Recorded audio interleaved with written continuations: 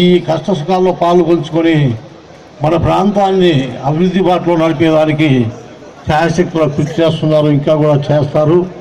మనము ఏ విధంగానైనా ఆయన్ను ఇక్కడి నుంచి మరి ఒకసారి పోకుండా మనం ఆయన అడుగుజాడలో నడిచి మనం అందరం కూడా ఆయన్ను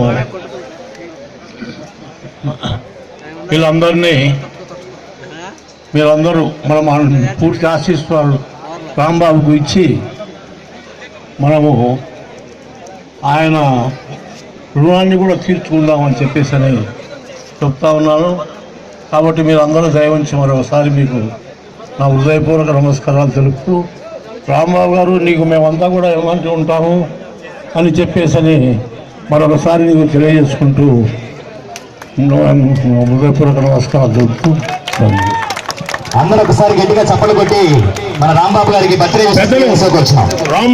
రామయ్య గారికి ధన్యవాదాలు.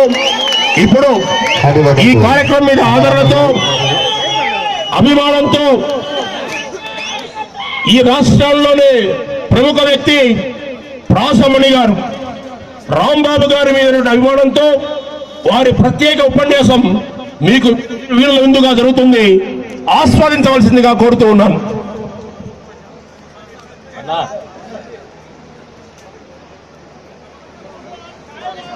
ఒక మహనీయుని పుట్టినరోజు వేడుక ఇది. ప్రతి సంవత్సరం మనకు వాడుక. ఆయనకు కావాలి మీ ఆశీస్సుల కానుక. ఆలస్యమైనందుకు వద్దు కినుక. నిలబడండి ఆయన వెనక. మోగించండి మీ చప్పట్ల జనక జనక. మరి మనిషి ఎరుగడు ఎటువంటి డాబు, ఆయనకు తెలిసింది సేవ అనే జాబు.